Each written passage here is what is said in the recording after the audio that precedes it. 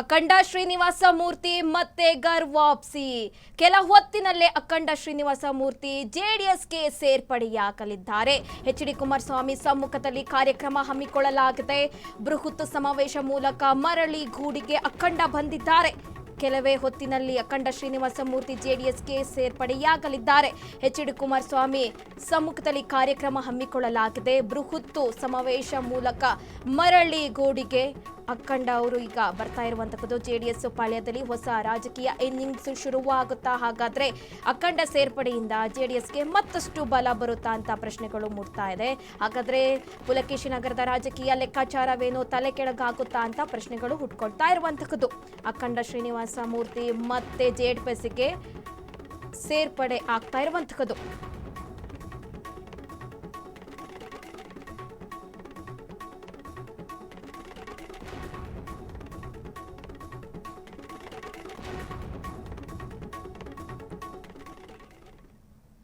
ಅಖಂಡ ಶ್ರೀನಿವಾಸ ಮೂರ್ತಿ ಅವರನ್ನು ನಮ್ಮ ಪ್ರತಿನಿಧಿ ರೋಹನ್ ಮಾತನಾಡಿಸಿದ್ದಾರೆ. ಏನ್ ಹೇಳಿದ್ದಾರೆ ಬನ್ನಿ ನೋಡೋಣ. ನಗರದಲ್ಲಿ ಒಂದು ರಾಜಕೀಯ ಬೆಳವಣಿಗೆ ಈಗ ಮಹತ್ವವಾಗಿ ಕೂಡ ಬೆಳೆದಿರುವಂತದ್ದು. ಇವತ್ತು ಪುಲಕೇಶಿ ನಗರದಲ್ಲಿ ಏನು ಜೆಡಿಎಸ್ ಪಕ್ಷಕ್ಕೆ ಅಖಂಡ ಶ್ರೀನಿವಾಸ ಮೂರ್ತಿ ಅವರು ಸೇರ್ಪಡೆ ಆಗ್ತಿದ್ದಾರೆ. ನಮ್ಮ ಜೊತೆ ಇದ್ರೆ ಅವ್ರನ್ನ ಮಾತನಾಡಿಸ್ತಾ ಹೋಗ್ತೀನಿ. ಸರ್, ಇವತ್ತು ಪ್ರಮುಖವಾಗಿ ಜೆಡಿಎಸ್ಗೆ ಸೇರ್ಪಡೆ ಆಗ್ತೀರಾ, ಏನ್ ಸರ್ ಹೊಸ ಲೆಕ್ಕಾಚಾರ? ನಮ್ಮ ಮನೆಗೆ ಮತ್ತೆ ರಿಟರ್ನ್ ಆಗಿದ್ದೀನಿ. ಜೆಡಿಎಸ್ ಪಕ್ಷದಲ್ಲೇ ನಾನು ಶಾಸಕನಾಗಿದ್ದೆ. ಮತ್ತೆ ನಾನು ರಿಟರ್ನ್ ಆಗಿ ಜೆಡಿಎಸ್ಗೆ ಬಂದಿದ್ದೀನಿ.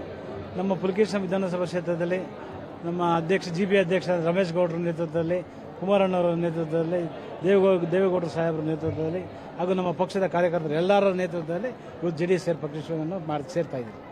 ಸರ್, ಇದು ಅನಿವಾರ್ಯ ಇತ್ತ ಅನ್ನುವಂಥ ಪ್ರಶ್ನೆ ಸಹಜವಾಗಿ ಬರುತ್ತೆ. ಅನಿವಾರ್ಯವಾಗಿ ಮಾಡಲೇಬೇಕು. ಕ್ಷೇತ್ರದ ಜನತೆಯ ಆಶೀರ್ವಾದ, ಜನಗಳ ಆಶೀರ್ವಾದ, ದೇವರ ಆಶೀರ್ವಾದದಿಂದ ಹೆಚ್ಚಿನ ಸಂಖ್ಯೆಯಲ್ಲಿ ಮಾಡಬೇಕು ಈ ಕಾರ್ಯಕ್ರಮ ಅಂತೇಳಿ ಮಾಡಿದ್ರಿ. ನಿನ್ನೆ ಸ್ವಲ್ಪ ಮಳೆ ಬಂದು ನಮ್ಗೆ ಸ್ವಲ್ಪ ತೊಂದರೆ ಆಯಿತು. ಅದರಿಂದ ಸ್ವಲ್ಪ ಅನುಕೂಲ ಆಗಿದೆ. ಈಗ ಸ್ವಲ್ಪ ಲೇಟ್ ಆಯಿತು. ಮಳೆ ಬಂದಿರೋದ್ರಿಂದ ಸ್ವಲ್ಪ ನಮ್ಗೆ ತೊಂದರೆ ಆಯಿತು, ಅಷ್ಟೇ, ಇನ್ನೇನಿಲ್ಲ.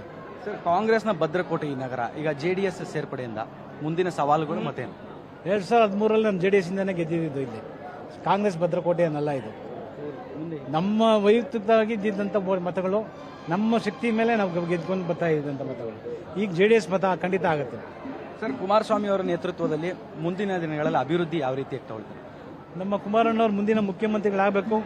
ಒಳ್ಳೆ ರಾಜ್ಯಕ್ಕೆ ಒಳ್ಳೆ ಅಭಿವೃದ್ಧಿ ಮಾಡೋಂಥ ವ್ಯಕ್ತಿ. ರಾಜ್ಯದ ಜನತೆ ಹಾಗೂ ದೇಶದ ಜನತೆ ಅವರು ಮುಖ್ಯಮಂತ್ರಿ ಆಗಲಿ ಅಂತ ಆಶೀರ್ವಾದ ಮಾಡ್ತಾರೆ.